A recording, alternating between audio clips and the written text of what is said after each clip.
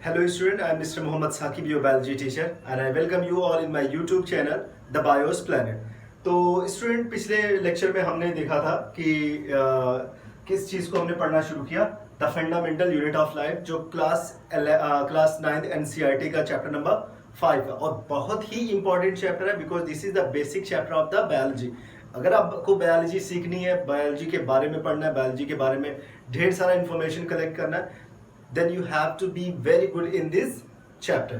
आपको इस चैप्टर को पूरा का पूरा पढ़ना पड़ेगा, इसमें से एक भी पॉइंट आपको छोड़ना नहीं है, एक भी पॉइंट मिस नहीं करना है, अदरवाइज आप बायोलॉजी में कमजोर हो जाएंगे। तो ये मैं आपको बता दे रहा हूँ। ओके, सबसे इंपॉर्टेंट चीज तो ये आपकी हो गई कि हमें क्या पढ़ना था, इसमें मैंने इस पिछले वाले लेक्चर में समझा दिया। ओके, दूसरी चीज ये कि मैंने इसमें एक पॉइंट सबसे पहले मैंने आपको बताया था, वो सेल के बारे में कि सेल होती क्या है और सेल की डिस्कवरी कैसे हुई। तो सबसे पहले जो सेल को डिस्कवर किया वो साइंटिस्ट थे आपके रॉबर्ट हुक।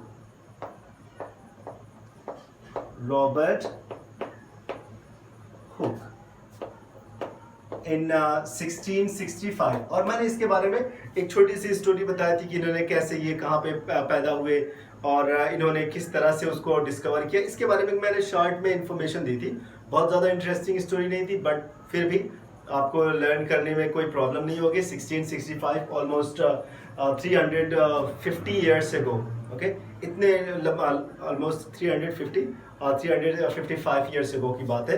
ये काफ़ी लंबा टाइम हो गया, उस टाइम बहुत अच्छे माइक्रोस्कोप नहीं हुआ करते थे।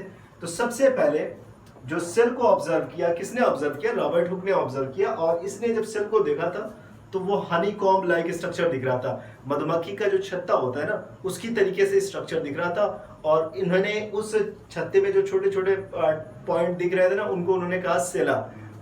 मैंने इनके बारे में क्या बताया कि इन्होंने क्या देखा? सेला। सेला को एक्चुअली ये एक लैटिन वर्ड है, सेला का मतलब होता है लिटिल रूम। इसका मतलब कौन से रूम?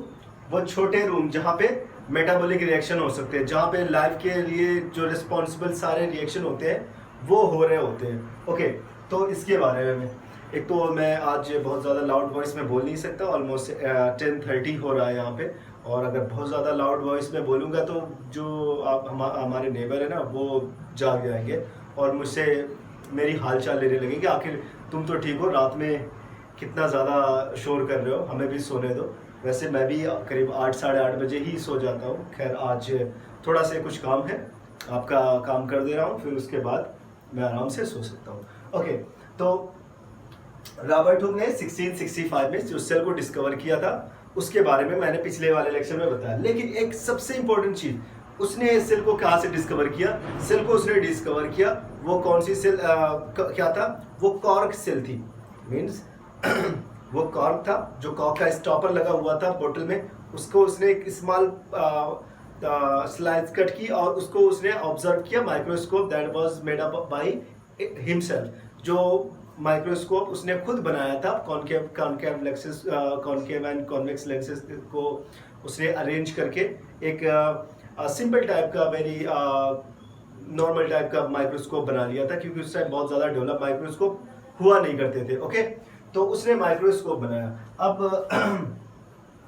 तो हमने यहाँ पे देखा कि वो समय प्लांट सेल की उसने स्टडी कर दी, क्योंकि कार्क जो होता है वो प्लांट की बाग से मिलता है, तो प्लांट सेल की उसने स्टडी कर दी। लेकिन वो कार्क क्या होते हैं? काफी पुराने होते हैं, ऑलमोस्ट डेड होते हैं, उनमें सारी चीजें नहीं पाई जाती। तो एक तरीके से देखा जाए तो उसने सबसे पहले प्लांट डेड सेल की स्टडी की, प्लांट डेड सेल की उसने ऑब्जर्व किया।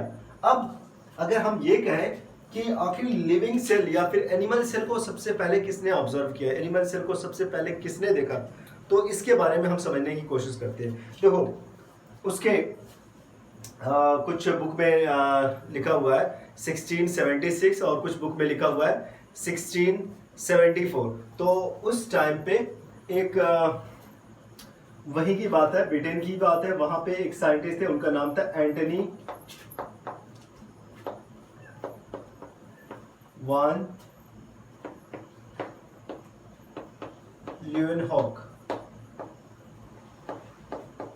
एंटोनी वैन ल्यूएनहॉक। ये ब्रिटेन या यूनाइटेड किंगडम की बात है, या फिर उससे उसके आसपास जो डच कंट्री है आपकी, हॉलैंड में भी, वहाँ से ये बिलोंग करते थे। बहुत ज़्यादा एग्जैक्ट इनके बारे में जानकारी नहीं है, और मैं यहाँ पे डेट लिख दे रहा हूँ 1676 को लिख दे रहा हूँ। ओके, तो इन 1676 ये एक साइंटिस्ट नहीं थे उस टाइम, ये बहुत ही एक नॉर्मल से, क्योंकि देखो उस टाइम जो यूरोप था ना, इंडस्ट्रियलाइजेशन के दौर से गुजर रहा था। लोग मैंने पहले ही बताया कि लोग साइंस के पीछे उस टाइम काफ़ी पागल हुआ करते थे। तो वो ट्राई कर रहे थे बहुत सारी चीज़ों को समझने के लिए, साइंस आखिर है क्या। तो इसमें से एंटोनी वैन ल्यूनहॉक भी एक काफ़ी क्यूरियस पर्सन था, जिसे साइंस को जानने का बहुत शौक था। That was not a scientist, वो साइंटिस्ट नहीं था, लेकिन वो उसे भी इन सारी चीज़ों का एक नॉर्मल सा आदमी भी होता है, उसे बहुत सारी चीज़ों को जानने का शौक होता है। वो भी चाहता है कि उसे साइंस के बारे में ढेर सारी इन्फॉर्मेशन हो। बहुत सारे होते हैं, आप में से भी बहुत सारे स्टूडेंट होते हैं, क्योंकि नेचर बहुत सारी चीज़ों को सिखा देती है। तो ये जो आदमी था, एक दिन ऐसे ही अपनी शॉप पे बैठा हुआ था, और इसने अपने माइक्रोस्कोप को खुद इसने माइक्रोस्कोप को बनाया हुआ था। जैसे क्योंकि उस टाइम माइक्रोस्कोप, मैंने पहले ही बताया, क्योंकि कुछ ही साल पहले की बात है, मे बी 10-11 या फिर 9-10-11 साल पहले की बात है, जब रॉबर्ट हुक ने सबसे पहले सेल को क्या किया था, डिस्कवर किया था। ओके, अब उसी टाइम की बात है, ये एंटोनी वैन ल्यूनहॉक ने, वो वहां पे बैठा हुआ था, अपनी शॉप पे बैठा हुआ था अपने माइक्रोस्कोप के साथ। अपना इसका माइक्रोस्कोप, इसने खुद अपने हाथ से माइक्रोस्कोप बनाया था, जाके जैसे कि बाकी साइंटिस्टों ने, जैसे रॉबर्ट हुक ने बनाया था, वैसे इसने भी बनाया हुआ था। अब हुआ क्या कि बैठा हुआ था, और there was raining out there.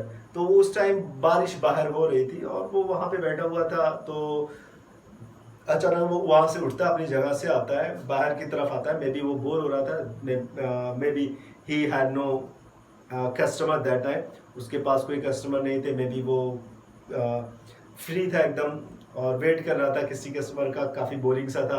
तो उसने सोचा कि चलो बाहर की तरफ चलते हैं, देखें कुछ वहाँ पे कुछ इंटरेस्टिंग चीज़ें मिल जाए। तो एक्चुअली बारिश हो रही थी, तो वो बारिश में उसे क्या मिलेगा। तो उसने क्या किया, कपल ऑफ ड्रॉप्स वहाँ से लिए, उस जो बारिश वाली जगह थी, पानी था, उसमें से उसने कुछ ड्रॉप लिए, और उसको उसने स्लाइड पे ले जाके उसको कहाँ पे ऑब्जर्व करना स्टार्ट कर दिया। उसने अपने जो सेल्फ मेड उनका जो माइक्रोस्कोप था, उसने उसमें ऑब्जर्व करना स्टार्ट किया। पहली बार उसने जब चेक किया, उसे he did not see anything, उसे कुछ दिखा भी नहीं, उसने कुछ देखा भी नहीं। और फिर दोबारा उसने चेक किया, सेम वही प्रोसेस हुआ। थर्ड टाइम पे उसे छोटे छोटे कुछ इस तरीके से ऑर्गेनिज्म दिखे, वहां पे उसे कुछ इस तरीके से ऑर्गेनिज्म दिखे। अब ये क्या थे, ये एक्चुअली यूनिसेलुलर ऑर्गेनिज्म थे। हम आपने जब क्लास 9, जब आप क्लास 8 में रहे होंगे, तो आपने यूनिसेलुलर ऑर्गेनिज्म के बारे में पढ़ा होगा। दोस्त organism which can perform their all life activities within a single cell, that is called unicellular. क्योंकि इनकी बॉडी पूरी एक सेल की बनी होती है, पूरी की पूरी बॉडी एक सेल की बनी होती है। इसका मतलब इनकी बॉडी में, तो ये एनिमल क्यूल, उनको तो पहले उसने एनिमल क्यूल कहा, बट वो यूनिसेलुलर ऑर्गेनिज्म थे। अमीबा थे, पैरामीशियम।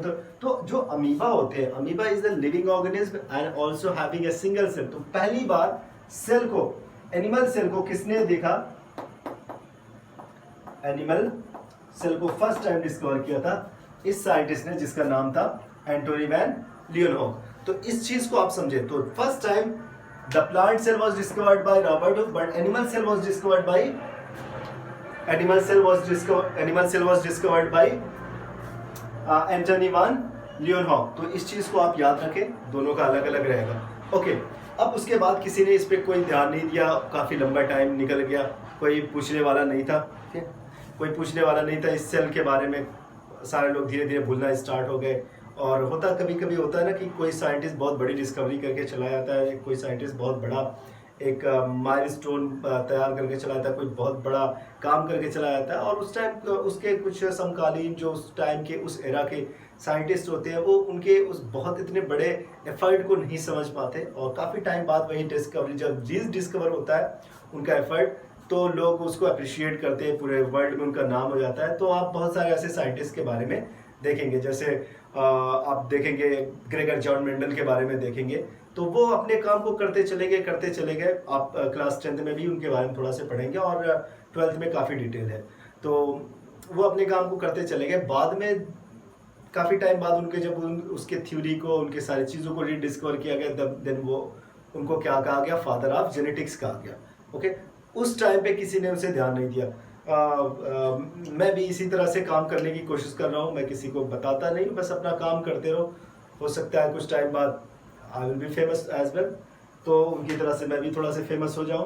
उतना तो फेमस नहीं हो सकता, खैर जो भी है।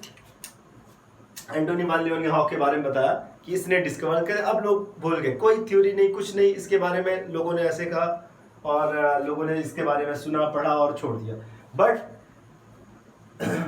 और देखो, ये तो हो गया सेल के बारे में, सेल की डिस्कवरी। देखो अब सेल के बाद उसमें आपके जो एनसीईआरटी में कुछ चीजें लिखी हुई है, मैं उसको बता दे रहा हूँ। उसके बाद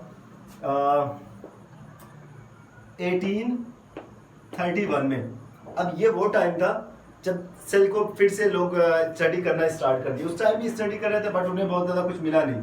बट 1831 में एक साइंटिस्ट थे जिनका नाम था रॉबर्ट ब्राउन। तो रॉबर्ट ब्राउन ने क्या किया, 1835 में एक उसमें एक स्ट्रक्चर सेल के अंदर, ये सेल है, उसके अंदर एक और राउंड लाइक स्ट्रक्चर देख लिया। और ये राउंड लाइक स्ट्रक्चर क्या होता है, मैं यहाँ पे आपका लिख दे रहा हूँ, उसका नाम है nucleus. So first time nucleus was discovered by Robert brown इन 1831। अब एनसीईआरटी का मैं वो डिटेल दे रहा हूँ, ये 1831, ऐसा नहीं कि मैं कहीं और से बता रहा हूँ, आप अपनी एनसीईआरटी में देख सकते हैं। ओके, अब उन्होंने कहा, बहुत सारे लोगों ने देखा कि प्लांट सेल होती है, एनिमल सेल होती है। जो एनिमल सेल होती है उनके अंदर या फिर प्लांट सेल होती है, उनके अंदर एक लिक्विड वाला पार्ट होता है, एक लिविंग पार्ट होता है। उस लिविंग पार्ट को क्या टर्म दिया गया, उस लिविंग पार्ट का नाम दिया गया protoplasm. That living part was known as protoplasm, उसे प्रोटोप्लाज्म कहा गया। और ये वर्ड टर्म जो प्रोटोप्लाज्म जो टर्म है, इसे किसने दिया, term protoplasm was given by Purkinje. Okay, नाम याद रखें आप। और ये भी 1839 की बात है।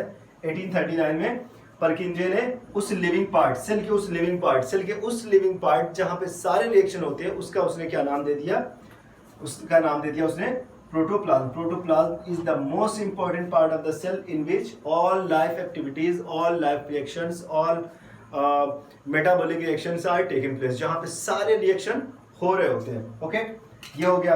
अब देखो, अब बात करते हैं सेल थ्योरी के बारे में। ओके, अब सेल थ्योरी को हम समझ लेते हैं। सेल थ्योरी क्या है, देखो, दो साइंटिस्ट थे, ओके, ऑलमोस्ट सेम टाइम पे दो साइंटिस्ट अलग अलग रिसर्च कर रहे थे। और कुछ लोगों ने कहा कि एक ब्रिटेन का था और एक जर्मन था, बट मैंने जो पढ़ा है वो दोनों कहाँ के थे, दोनों जर्मन थे। ओके, तो एक थियोडर श्वान, एक साइंटिस्ट का नाम था थियोडर श्वान, और एक साइंटिस्ट थे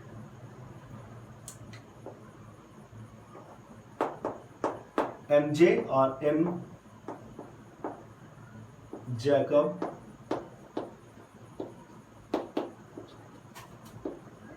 स्लीडन और स्लाइडन।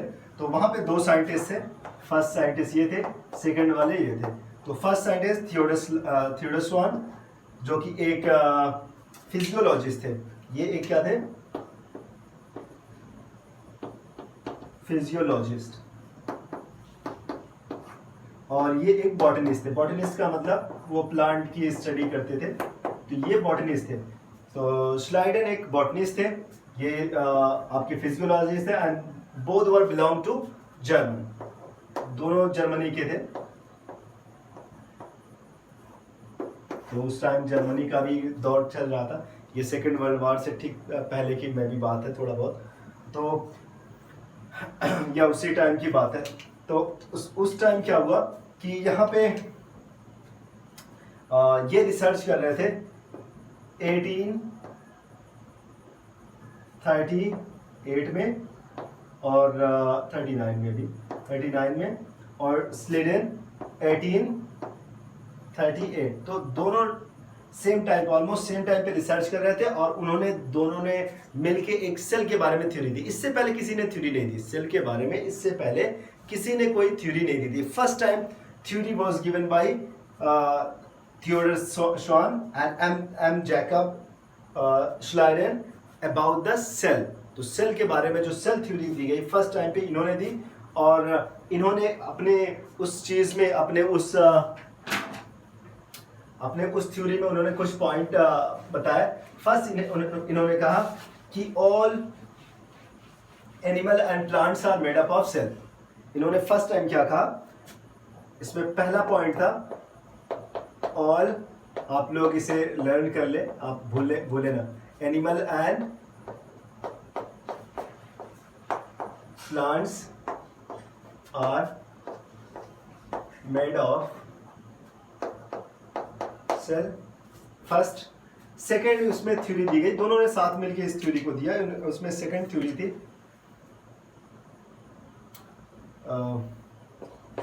Cell is the basic structural and functional unit of life. तो दो चीजें उन्होंने सबसे पहले बता दी सेल के बारे में। बट उनकी जो सेल थ्योरी थी, एक चीज उसमें एक बहुत बड़ी कमी थी, और भी बहुत सारी कमियां थी, बट ये क्योंकि फर्स्ट सेल थ्योरी थी, और भी बहुत सारी थ्योरी, आज तो जो थ्योरी चल रही है वो अलग ही थ्योरी है। तो ये जो सबसे बेसिक जो थ्योरी थी, सबसे पहले जो थ्योरी दी गई थी, उसमें अभी भी एक कमी है। इस थ्योरी में कहीं पे ये नहीं बताया गया सेल बनती कैसे है। तो सबसे पहले अब देखो, इसको थोड़ा सा एक और ने साइंटिस्ट थे, उसने मॉडिफाई किया। उस साइंटिस्ट का नाम था, यहाँ पे मैं थर्ड साइंटिस्ट का नाम लिख दे रहा हूँ। थर्ड साइंटिस्ट वाज रॉबर्ट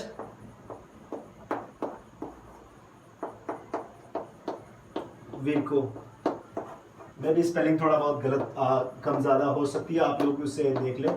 मे भी यहाँ पे वी के बजाय डब्ल्यू हो सकता है। तो रॉबर्ट विर्को, अब एक साइंटिस्ट और थे, इन्होंने एक एक्स्ट्रा चीज इसमें ऐड कर दी, इस थ्योरी में एक एक्स्ट्रा चीज इन्होंने ऐड कर दी। इसने रिसर्च करके क्या पता किया कि जो सेल बनती है वो किससे बनती है, पुरानी वाली सेल से बनती है। Means the cell comes from old cell. तो उसने एक नई चीज उसमें ऐड कर दी, new cells are arises from pre-existing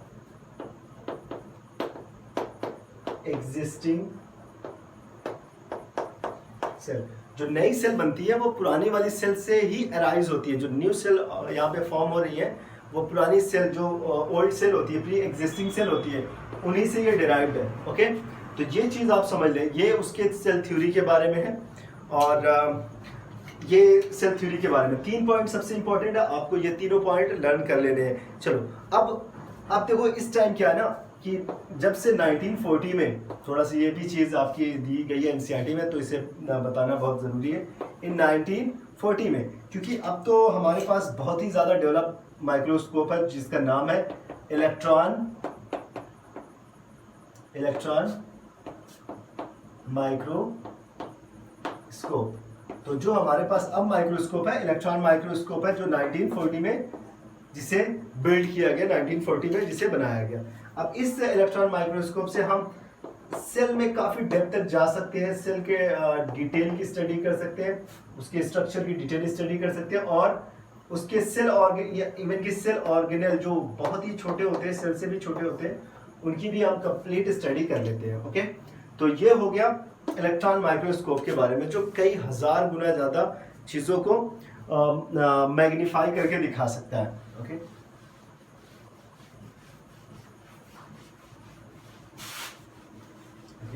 तो ये हो गया आपका सेल के बारे में और सेल थ्योरी के बारे में। देखो, अगर आप सेल को अगर आप स्टडी करना चाहते हैं तो उसके लिए अगर आप मान लेते हैं प्लांट सेल की आप स्टडी करना चाहते हैं, या फिर आप एनिमल सेल की स्टडी करना चाहते हैं। अगर प्लांट सेल की स्टडी करना चाहते हैं तो आपको क्या लेना पड़ेगा, सबसे बेस्ट तरीका जो है, आप इवन कि आप अपने लैब में भी इसे कह सकते हैं, ओनियन पील को लेना पड़ेगा। ओनियन पील ले लेंगे, उससे आप उसकी स्टडी कर लेंगे with help of some staining chemical like safranin और आयोडीन सोल्यूशन भी इसमें यूज कर लेते हैं, आयोडीन सोल्यूशन। ओके, उसी तरह से अगर आपको एनिमल सेल की स्टडी करनी है तो आप ह्यूमन चीक सेल को ले सकते हैं। This is the best way to check out the human cell और एनिमल सेल। चीक सेल्स जो आपके माउथ में आप अंदर की तरफ ये वाले हिस्से में अगर आप रब करेंगे तो बहुत सारी सेल जो होती है ना एपिथेलियल की, बहुत सारी सेल वहां से स्क्रब के जरिए वो अलग हो जाती है और आप उसे किसी स्लाइड पे रख के आप उसमें कुछ स्टेनिंग केमिकल का यूज करके उसे देख सकते हैं। तो उसके लिए आपका कॉटन ब्लू यूज कर सकते हैं, मेथाइल ब्लू आप यूज कर सकते हैं। तो वो आप स्टेनिंग सोल्यूशन को आप यूज कर लेंगे, स्टेनिंग सोल्यूशन आप यूज करेंगे। उसके बाद आप एनिमल सेल को ऑब्जर्व कर सकते हैं। ओके, तो ये मैंने आपको बारे में थोड़ा सा बता दिया कि हम लैब में अगर जाएंगे उसको कैसे स्टडी कर सकते हैं। तो ये आसान है, बहुत ज़्यादा उसमें टफ है।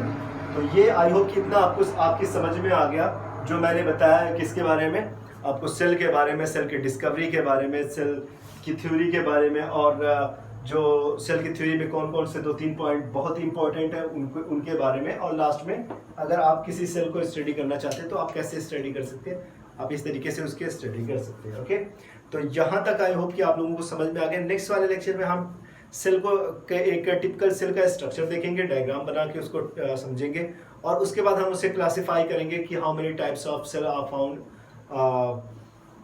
मीन हम उनके प्लांट सेल के बारे में, एनिमल सेल के बारे में, और प्लांट ऑर्गेनिज्म के बेसिस सेल के बेसिस पे टाइप्स ऑफ ऑर्गेनिज्म को देखेंगे। There are 2 types of organism, unicellular organism and multicellular. तो इन सारी चीज़ों को हम जब पढ़ लेंगे तो फिर हम हमारे लिए और ज़्यादा चीज़ें आसान हो जाएंगी, हम और अच्छे से बाकी चीज़ों की स्टडी कर सकते हैं। तो आज के लिए बस इतना ही।